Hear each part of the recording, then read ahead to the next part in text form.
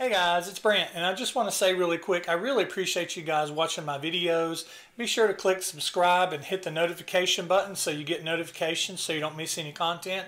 Also, feel free to leave a thumbs up or leave a comment and enjoy the video.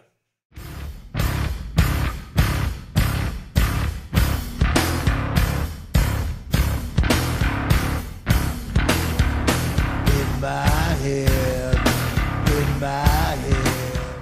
Hey guys, it's Brent and I'm back with another 80s album retrospective video, and today I'm going to be moving 1 year forward to the year 1982, and I'm going to be talking about this album right here, Def Leppard's Pyromania. Let's get into it. Kontakt lieben, glauben, globen.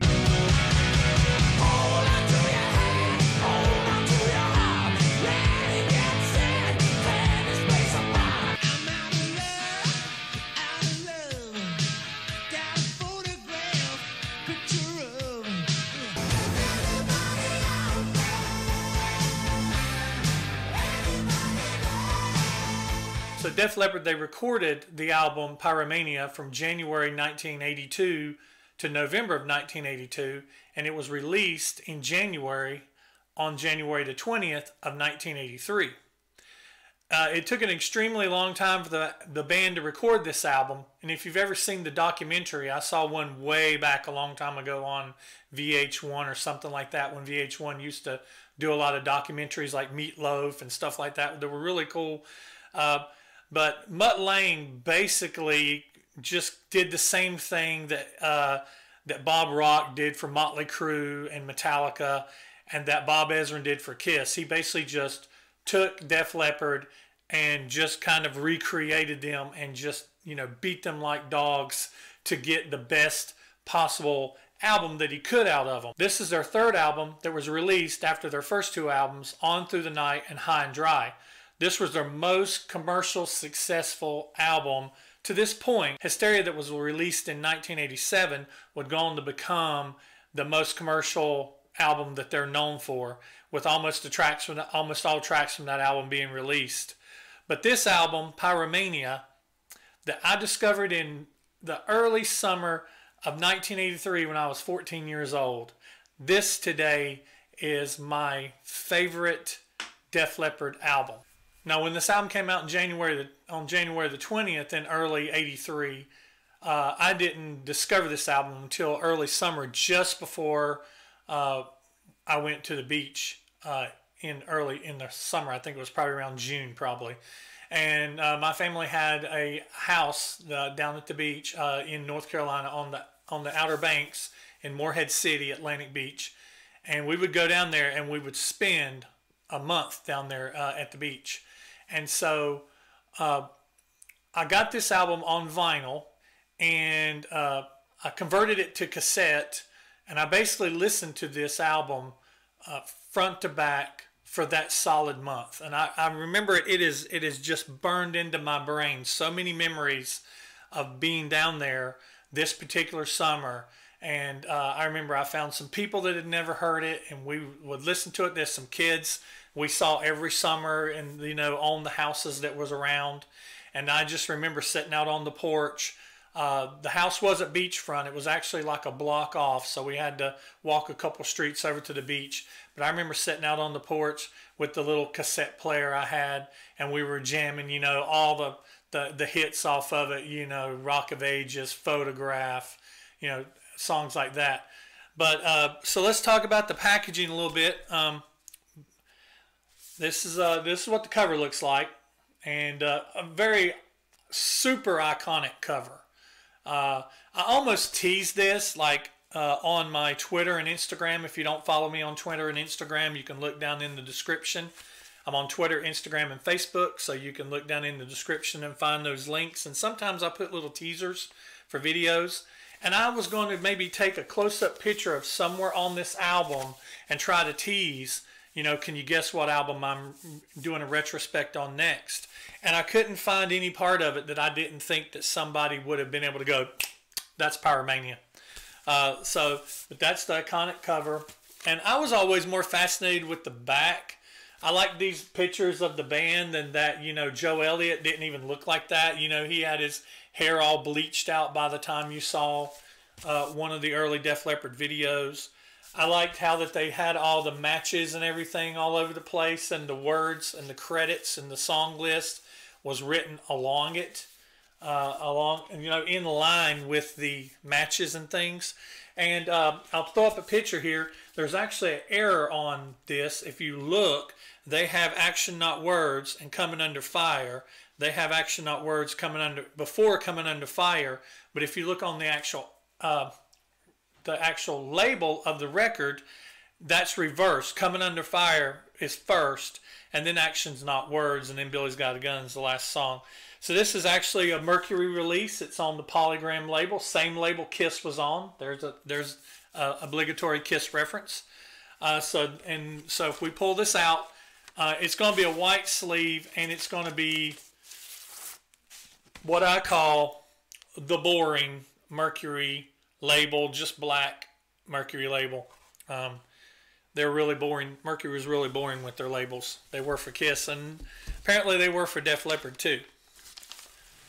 So yeah, so Mercury, you know, has Def Leppard, and they have Kiss at this time. You know, want to get into a little bit about the songs, and you know, keep this shorter, and get in a little bit about the songs. Starting with track 1, Rock Rock Till You Drop.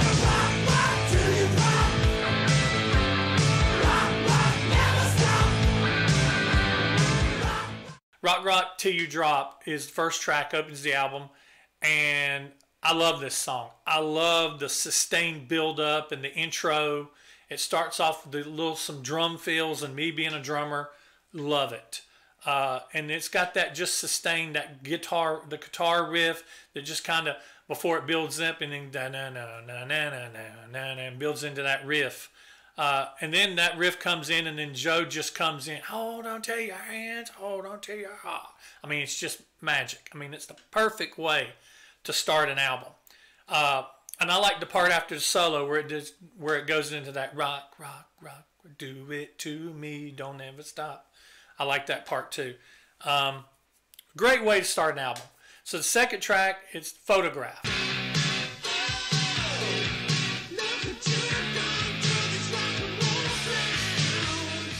It's the classic. It's one of the songs this album's known for. It's the first single off the album. It's the first song that I learned to play on the drums off of this album, and all the girls wanted to hear it. The little band we was in the neighborhood, this was one that we had in our set list. This was the band at the time that has the name that I cannot say on the internet. It is not very PR these days, but this was one of the songs that we had in our set list, and we would play for the kids in the neighborhood. And the girls, they wanted to hear, you know, play Photograph. So we played Photograph. There's nothing wrong with this song. I mean, this song is perfect, and it's one of the strongest songs on the album. So I really like Photograph. So the next song, Stage Fright.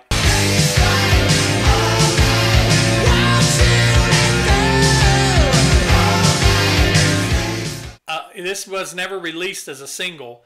I love the way the song opens with the crowd chanting, and then Joe comes in screaming, I said a welcome to my show. I mean, this is the second song I ever learned how to play off this album. It's a great song. It's a deep cut, never released as a single, but it should have been. I mean, this is a great song. I really like Stage Fright. The next song is Too Late for Love.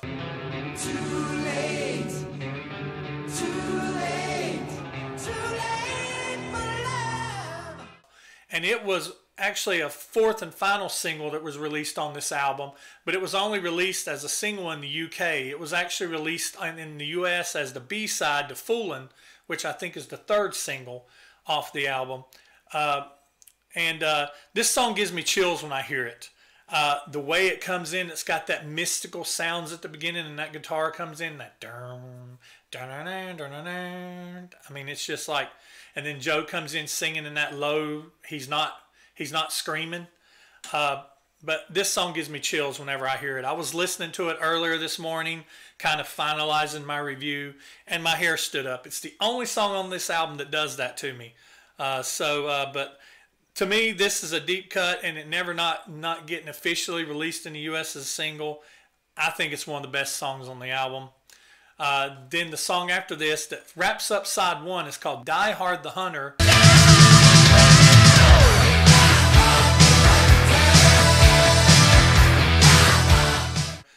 And I love the production that Mutt put into the songs on this album. The songs, a lot of them, they don't just start.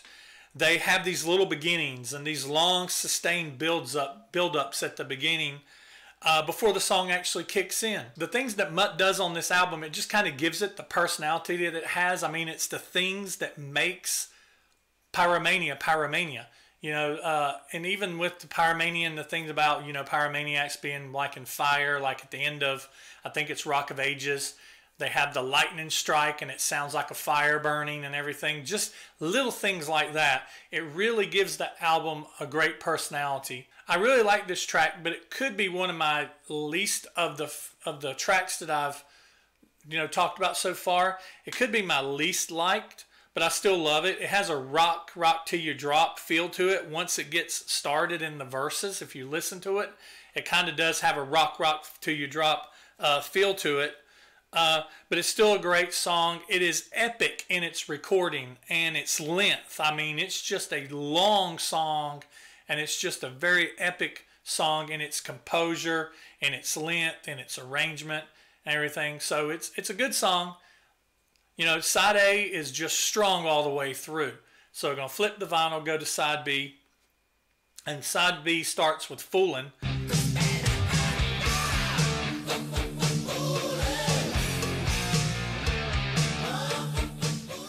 And this is the third single from the album.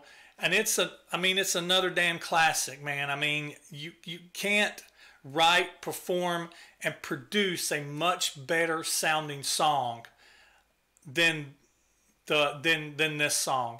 And on this song, we get cowbell, man. I mean, we get cowbell, and we always need more cowbell. That's foolin'. You know that cowbell and the stutter on Foolin'? I mean, it's such an iconic song. The guitar solo in this song is amazing. And I remember whenever I learned to play this song, and even to this day on the drums, this song is so fun to play. If you're a drummer, you know what I'm talking about if you've played it. I like how the verses, they do the halftime, and then it kind of builds during the pre-chorus, and then it comes back in on the chorus with that cowbell, man. That foolin' doo doo doo cowbell, man. You gotta love cowbell. So then the next track is Rock of Ages.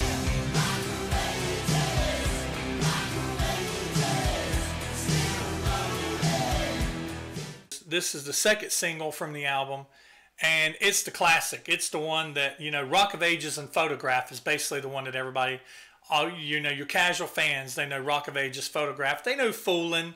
Foolin's probably 3, you know, that they know. But I used to freaking love playing this song back when I was 14 years old. And Rick Allen was an early influence on me in that age when I started playing drums. He wasn't as big of influence as Peter Criss, who got me started. And he wasn't as big of an influence as Tommy Lee, because by this time I'd already experienced Too Fast for Love, and Shout at the Devil was getting ready to come out, but wasn't out quite yet, you know. At this time, Shout the Devil wasn't out yet. So we're in between Too Fast for Love and Shout the Devil. But I really connected with his playing because he did what fit, and he did what seemed right without being too overly technical about it.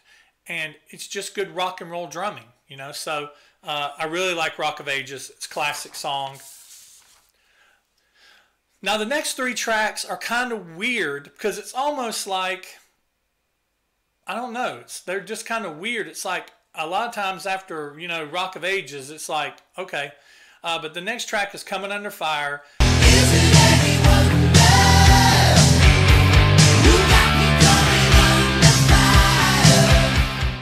this song and the rest of the songs on this album, they kind of sound, they're deep tracks, and they're not known by the casual Def Leppard fan. If I tell somebody, sing Coming Under Fire for me, they not, unless they're a diehard Def Leppard fan, they're not going to be able to do it.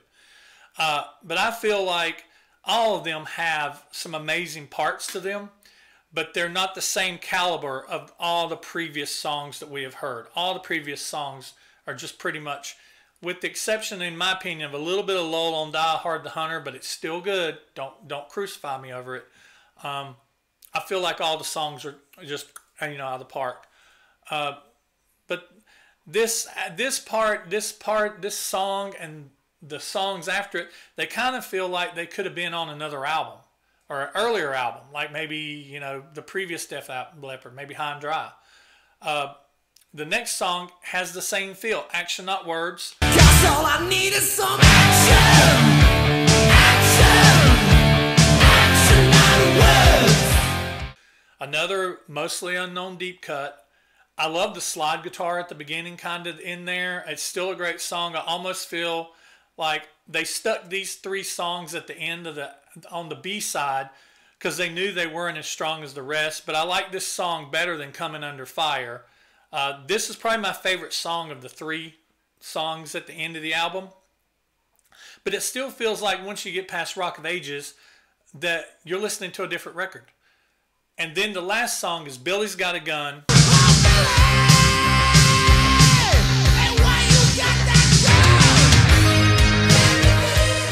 And this is, if you said who sings Billy's Got a Gun, most likely is probably going to say, people are probably going to say Aerosmith, because they got Janie's Got a Gun. But this song's nothing like Janie's Got a Gun. This is the final track on the album, and it's a real deep track, and it feels like a final track on an album. It kind of feels like it just peters out a little bit, and I don't like when albums do that. I know that they do it for the most part because they probably put songs like these at the end of the album because, why put a high caliber song at the very end of the album?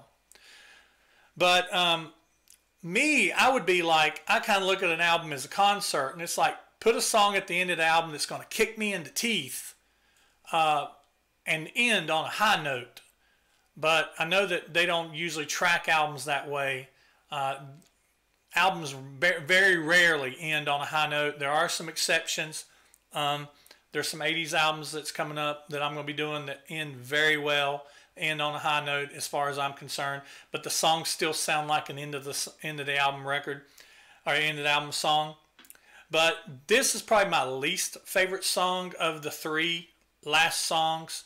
I probably like Action Not Words, then Coming Under Fire, and then Billy's Got a Gun. Sometimes I don't even play this song.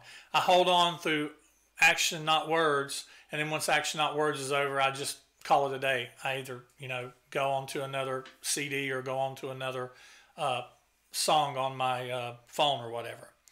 So it feels a little like too late for love in some places. Some of the phrasing, the way Joe sings, it feels like Too Late for Love, but Too Late for Love is hands down a better song.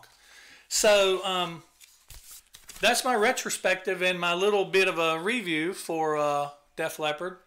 And I hope that wasn't too in-depth, but for some of you, and I hope it was in-depth enough for others of you and everything. And so, so as far as I can tell, everybody's enjoying the 80s retrospectives, and we're going to keep on doing them. And I'll put some links to the playlist at the end of this video so you can see the other ones if you want to watch them, the 80s, and there'll be some other videos there too. But anyway, that does it for me for this one. I'm Brant with In My Head channel. I appreciate you watching. Thanks. I'll see you next time. Def Leppard, they recorded Pyromania from January to November of 1992, and it was released on January the 20th of Did I say 92?